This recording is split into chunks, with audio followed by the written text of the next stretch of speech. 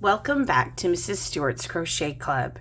Today I'm going to show you how to take this little thing and this little thing and add some yarn to it to make a scrunchie. Now I've made a scrunchie before on my channel, but it was a different kind of scrunchie where you make a tube and then sort of sew it onto or sew it inside. But that's not what we're going to do today. This is much, much easier, and the result is kind of beautiful, I think. So I am using, let's see, this is a 3.25. You can use any size hook that you want. That is the nice thing about this. I could switch to a 5, 6, 7 if I wanted to. This is just what I grabbed, and you can, like I said, use what you have. My yarn is a cotton yarn. Same thing with the hook. You use whatever you've got. Obviously, the bigger, thicker stuff will go faster, but speed is not the necessity here. Okay, so you're going to take your elastic, hair elastic. I got mine in a set from the dollar store or Walmart or something like that. And we're going to start with a slip knot. Everyone makes their slip knots differently. I'm going to stick my hook right through the hole and then put the knot onto the hook. And essentially what we're doing is single crochets around the whole length of the elastic. The number of stitches will vary depending on your materials, your size of hook, and your tension.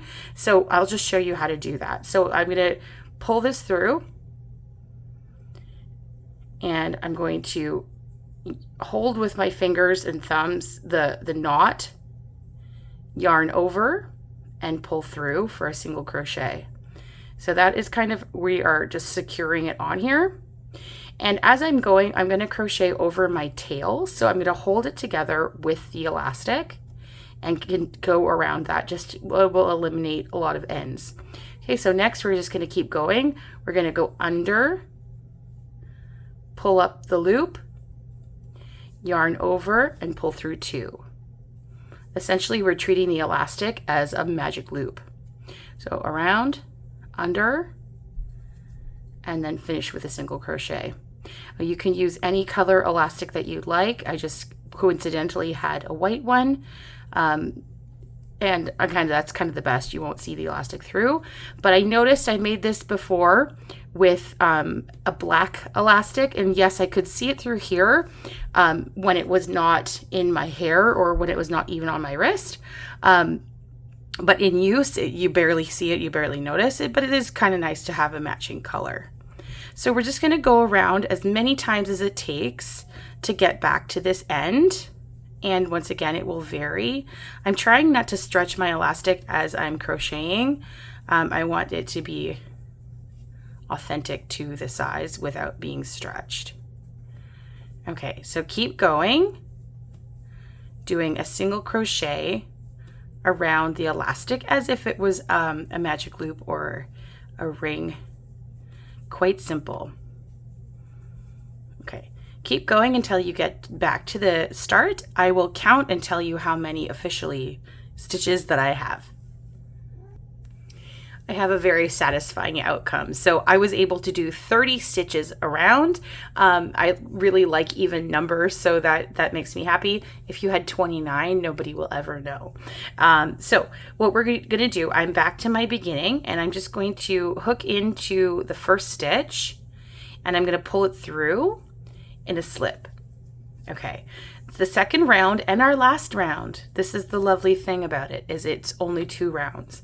First stitch, we're going to chain 3, 1, 2, 3, and this counts as a double crochet into the same stitch that it's coming out of right there. We're going to do 2 more double crochets, 1 and 2. Oops. This is a great opportunity to practice your double crochets. Every stitch around is going to receive 3 double crochets. 1,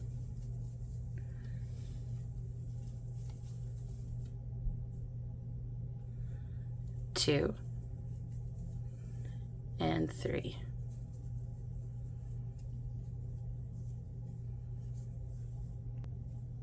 Okay, my cat was getting up to something. Continuing around, three double crochets into every stitch.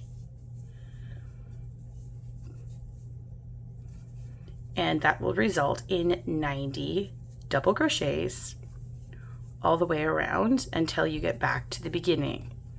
Now what's happening here is we are crowding the space. So we're adding a lot of stitches which will create the rippling effect and will look like a scrunchie from back in the day, from our memories, from our childhood. And what a good summer project to do. This is super easy. You can carry this with you, take it on vacation in the car. I'm going on vacation soon, and I'm gonna bring a bunch of elastics, a hook, and a ball of yarn. Okay, let's keep going. 3 double crochets in every stitch around, and when you get back here, I'll meet you up. We'll see what we've done.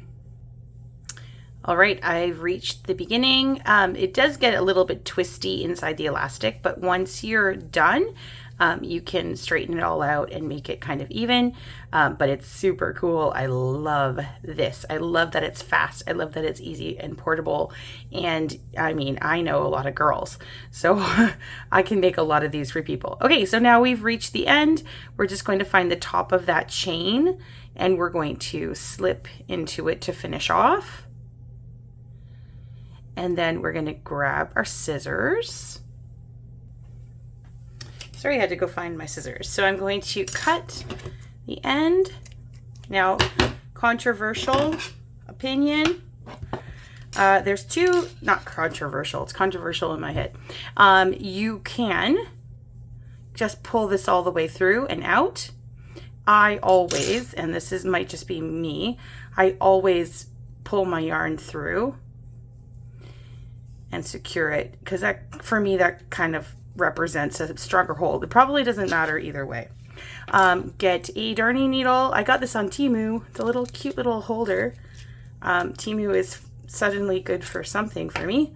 Has all of these darning needles in them. Different sizes, different pointy ends. Love it. Okay, I'm going to take out one of them. Doesn't matter which one. One of my comments on my videos was that I'm not showing how to weave in.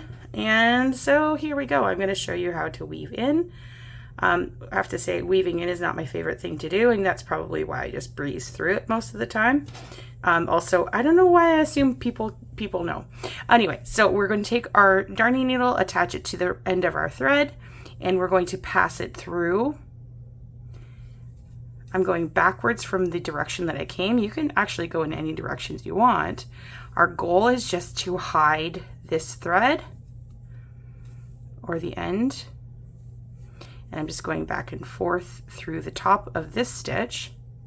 You can also, depending on how you're feeling that day, you can also travel down a stitch. And really the goal is to be able to cut it off and have it stay hidden. I'm just gonna take it on a little trip here, a little adventure. Even go through my base. Go, don't pull it too hard because that's going to alter the shape. Pull that off, take your scissors and cut it when you feel like it's trapped and it will never come out. And then you're done. Now take a look at our work. Look at how beautiful and ripply and lovely that is. I'm so proud of this project. I know it's very simple, very basic, but sometimes it takes someone showing us how to do this to actually do it. So you can put that on your wrist. My wrist is a little bit big. Put that on your wrist and either wear it in your hair or be fancy and make lots of different colors and line your wrists like we used to do in the day. Thank you so much for joining me. I really appreciate you continuing to come back video after video to try little projects with me, sometimes big projects. I appreciate your patience and all of the comments that I get, even the ones that are making some suggestions on what I can add, what I can do, how I can help you guys a little bit better. I really enjoy making videos and I really enjoy seeing comments of how things turned out for you. Thank you so much. We'll see you next time. Bye.